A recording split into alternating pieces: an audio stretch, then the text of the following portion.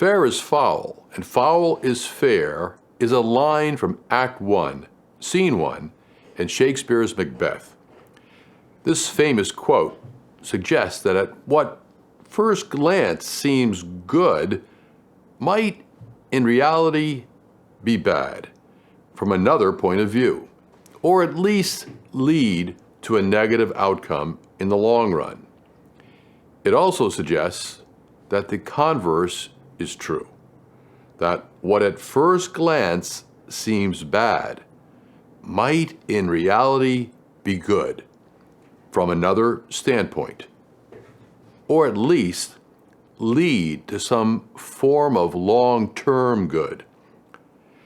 That perspective inspired the ending of the previous video in this series, where it was proposed that one could even be grateful for bad things. That is what this video is all about, describing different ways to look at negative experiences so that they are transformed into positive and life-affirming events.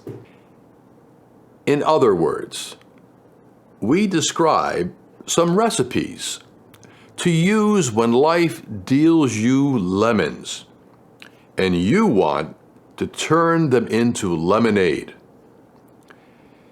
Furthermore, we demonstrate how this may be true both physically and emotionally. A lot of our anxiety and fear comes from dread of bad things that might possibly occur.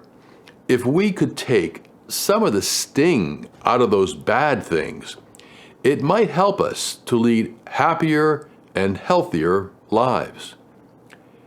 The German philosopher Friedrich Nietzsche wrote, "One who has a why to live for can endure almost any how." And then went on to say, "To live is to suffer. To survive is to find some meaning in the suffering." Psychiatrist Viktor Frankl was a Jewish doctor who survived incarceration in a Nazi death camp.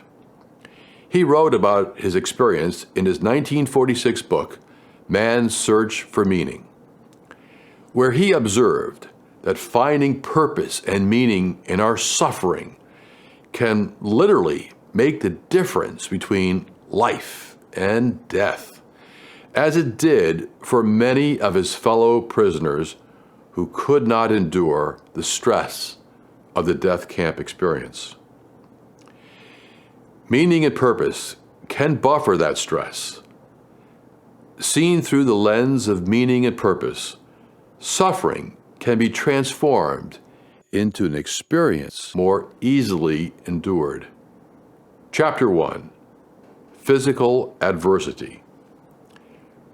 Here is an example of how meaning can transform one of the most common forms of physical discomfort: hunger. Let's say you are overweight and have learned that intermittent fasting is actually more effective in sustaining weight loss than simply eating less every day as part of a low-calorie diet.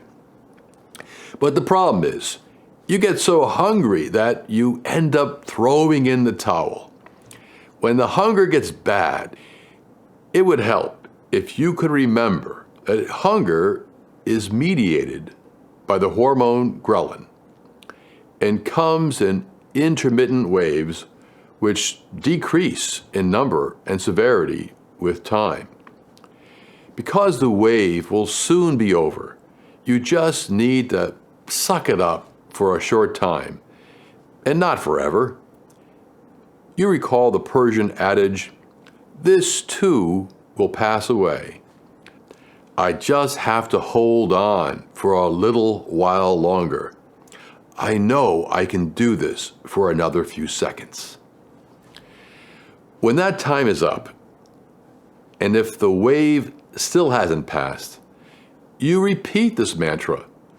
This too will pass away.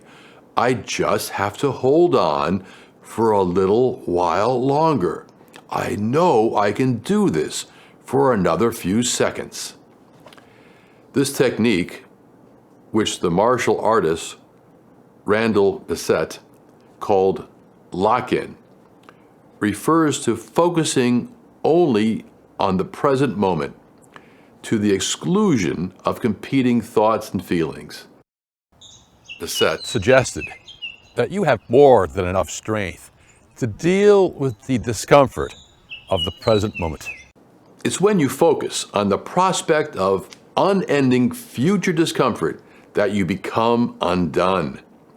Your understanding or belief about how long the pain will last has affected your perception of the pain. Knowing this, you place your attention on the only thing you are certain of, the present moment, and do not indulge in fearful fantasies about future pain that may never occur. This interpretation reframes the whole experience as a manageable inconvenience and enables you to tame the tiger. Okay, so meaning may help us to successfully endure hunger, but why should I be grateful for it? Aside from the opportunity to practice and perfect the lock-in technique. It's still quite unpleasant, after all. Here is how fasting has so many benefits. Autophagy, improving insulin sensitivity and blood sugar levels, burning fat for fuel, increasing health and longevity. When you fast, you are really doing something great for your health, not harming yourself, in spite of the discomfort. The hunger that you experience is actually real-time feedback that you are winding back up your life's clock instead of running it down, which is what usually happens when we go with the flow of entropy by indulging our impulses and appetites. So although it seems like you are dying from the discomfort, that is an illusion, a trick. Actually, you are prolonging your life and enhancing your health. Intermittent hunger is the cost of doing so. This insight changes your perception of the hunger experience, as you no longer see it as harmful. To know that your hunger is actually a signal of healthy things starting to happen, and that it only needs to occur for short and bearable periods of time, makes a huge difference. In this first part of the video, we've seen how meaning can transform the pain of hunger into a more bearable discomfort. But hunger is a very specific kind of stress, and therefore it could be argued that it is unique in the benefits it confers, and is therefore not generable to other forms of stress. Actually, hunger is not so unique in that other forms of physical adversity, such as heat, cold, and exercise stress, can also confer many physiological benefits. But putting that aside, the question remains as to whether meaning can transform more general forms of adversity and resistance into something good, so that we are in some sense better off for the experience, as suggested by Ernest Hemingway in A Farewell to Arms, who said, "The world breaks everyone, and afterward many are strong at the broken places." This idea is the focus of this next chapter. Chapter 2, Emotional Adversity. According to Wikipedia, psychological resilience is the ability to mentally or emotionally cope with a crisis or to return to pre-crisis status quickly. Resilience exists when the person uses mental processes and behaviors in promoting personal assets and protecting self from the potential negative effects of the stressors. In simpler terms, psychological resilience exists in people who develop psychological and behavioral capabilities that allow them to remain calm during crises and to move on from the incident without long-term negative consequences. In terms of physical or emotional self-defense, resilience is the ability to direct thinking, attention, and actions toward essential objectives in the face of heavy stresses such as pain, fatigue, hunger, danger, fighting, and the negative manifestations of other people like anger, hatred, rejection, disapproval. In other words, resilience is the ability to maintain awareness and control in the face of resistance. If you faint at the sight of a mouse or lose your composure upon hearing criticism, your resilience level is 0, and you've got a lot of work to do. Developing resilience is very much like weight training. With weight training, we condition and develop our muscles with progressive resistance in the form of lifting heavier weights each week. With resilience training, you develop resilience by facing progressively more difficult psychological challenges. These progressive challenges result in the formation of new neural connections that condition us to withstand the impact of adversity and respond in a more effective manner under stress. Just like physical training, resiliency training confers enormous survival and life success advantages. Because what life is free from stress and adversity? Learning how to keep your head in a crisis or stressful situation enables you to think under pressure and choose the best course of action, rather than just panic or react in a predictable, reflexive manner. Such responses can make the difference between life and death in a crisis. When we are presented with a stressful stimulus, we react in a reflexive way in terms of our thoughts, feelings, and actions. It's like an outside force pops a cassette tape into our head, and we hear a voice telling us how to look at and respond to the situation. This is not a wise voice that has methodically evaluated all the available evidence, alternatives, and consequences. Far from it. This is your primitive reptilian brain talking fight or flight.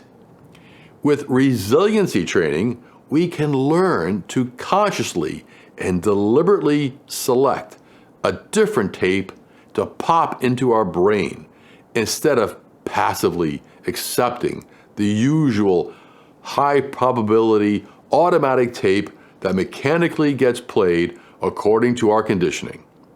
We can do better than listening to the counsel of a lizard. We can select a tape that reframes the situation in an entirely different and creative way.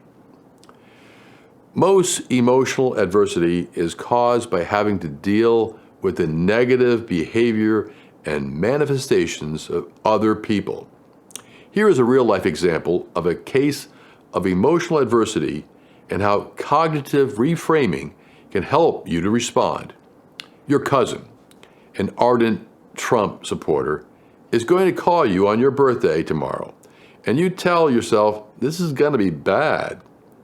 When you talk with him, he pushes his political agenda in spite of your frequent past requests to avoid such discussions, which always have led to shouting and hurt feelings. But fortunately, you have read Randall Bassett's book, Zen Karate, in which he suggests that when you hear a classic stress tape playing in your head, like, "This is going to be bad," that you pop in a different tape, such as, "This is not a crisis, but an opportunity to take control of myself." Your new tape says, "If my cousin can invoke feelings of anger and hostility in me with a few words, then I am nothing but a puppet, and he is pulling the strings. Why should I give power over my well-being to my cousin, who is a misguided and misinformed fool? Would I let a baby, a child, or a mentally impaired person control my mood?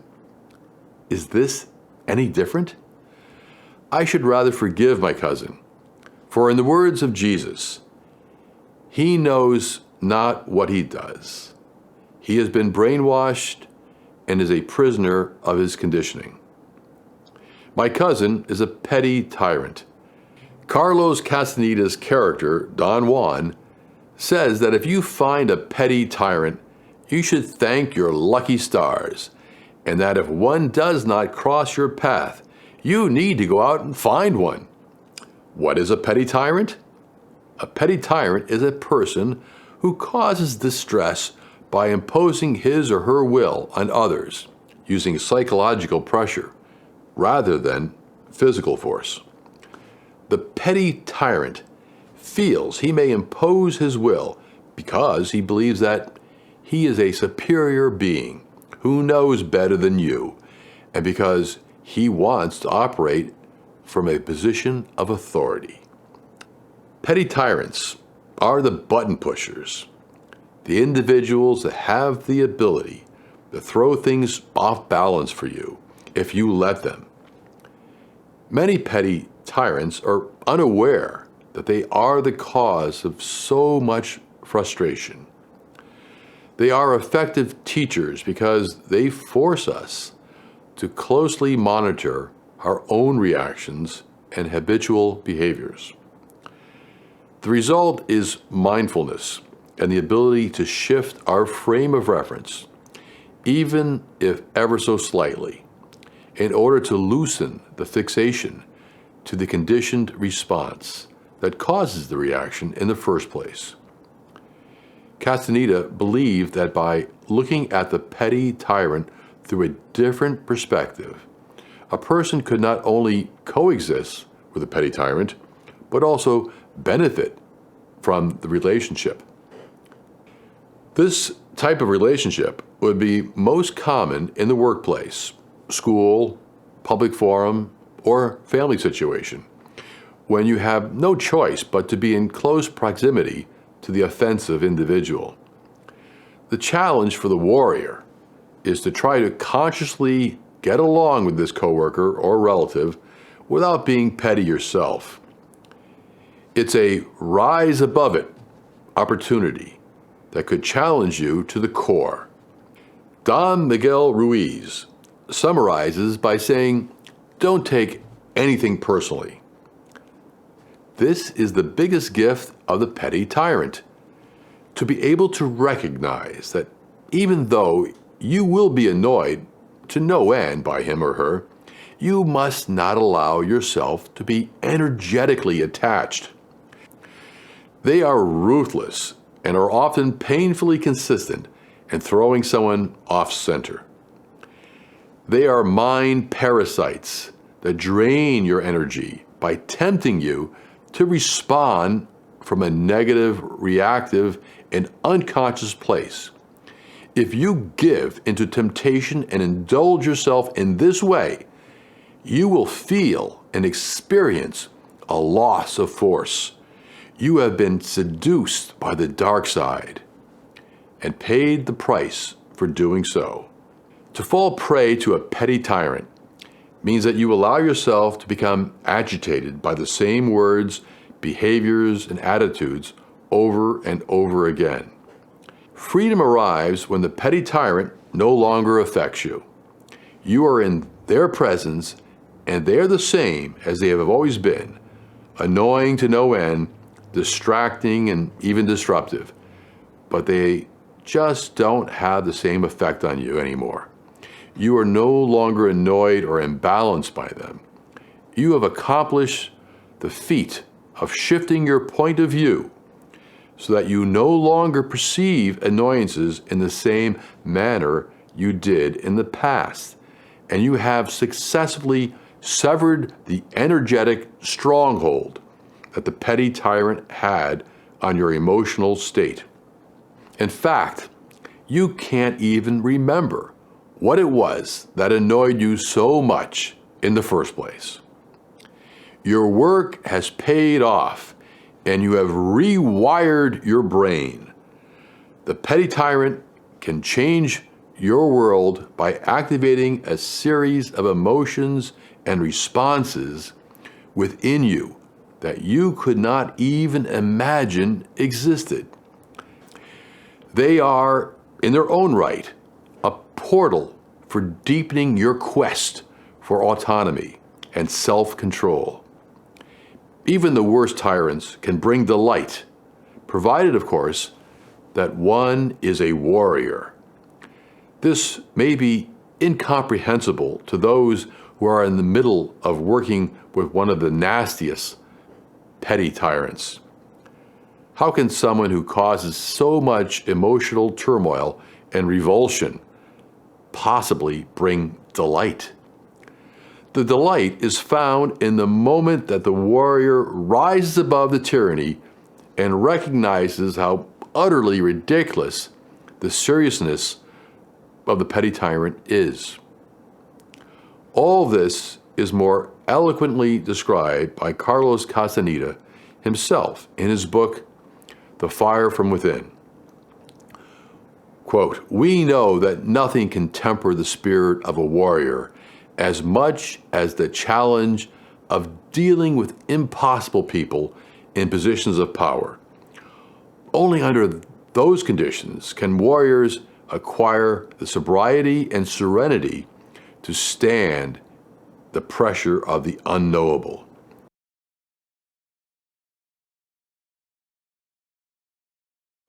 Sometimes, however, resiliency requires strength of focused attention more than the art of invoking creative perspectives, especially in the case of pain. Pain is really the ultimate challenge anyone can ever face. If severe enough, it sweeps everything else away. Our identity, goals, concerns, control, and self-presence are all blown away, just like wind blows out a candle flame. Pain is the hardest thing for which to feel gratitude.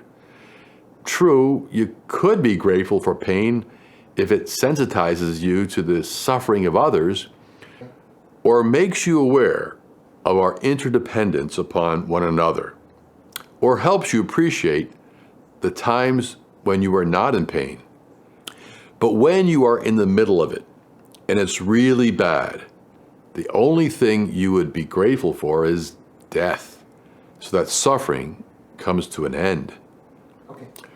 So if Advil, oxycodone, morphine, and Dilaudid are not immediately available, and circumstances result in significant pain, you might at least feel gratitude for psychological techniques to work with the pain. When pain is occurring, our default mode is a passive contemplation of the sensation. Counter-Stimulation is a pain management technique which entails relentless focus on something else besides the pain: an image, a sound, a movement, a different physical sensation like breathing. You give the pain sensation no oxygen, since you can only be fully cognizant of only one thing at a time. To the extent that you can direct your attention on something else, you will literally distract yourself from the pain.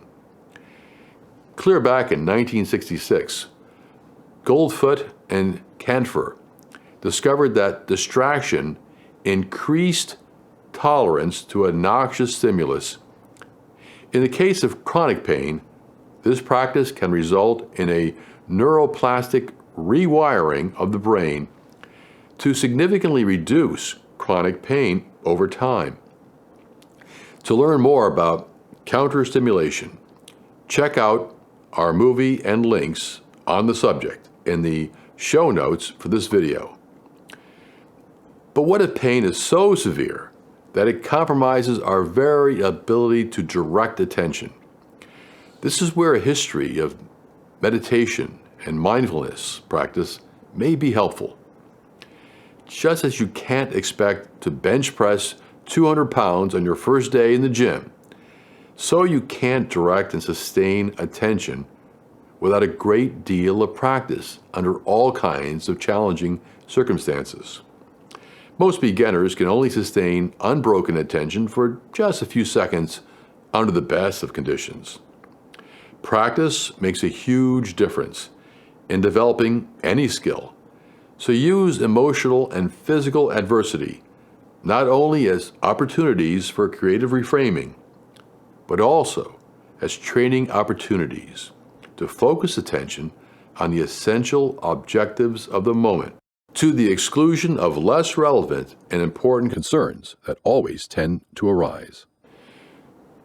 Resiliency, then, can be understood as the product of two distinct skills: directing attention and the ability to reframe or think creatively about adversity. To cope with the difficulty of meeting the challenges in building resiliency, we invite you to watch all the movies in our Cognitive Reframing series of videos. See links in the show notes below the video. In summary, we should be grateful for physical and emotional adversity because, although it may be a bitter pill to swallow at the time, such hardships can actually improve our long-term physical and emotional health. Adversity gives us the opportunity to improve health and develop emotional resilience. These are qualities we need to free ourselves from petty fears and have real self-confidence based on actual capacity to withstand stress and achieve goals. This is a capacity that we can consciously and intentionally develop within ourselves when we take advantage of the valuable opportunities that adversity bestows. For as Seneca said, "The gem cannot be polished without friction, nor man perfected without trials."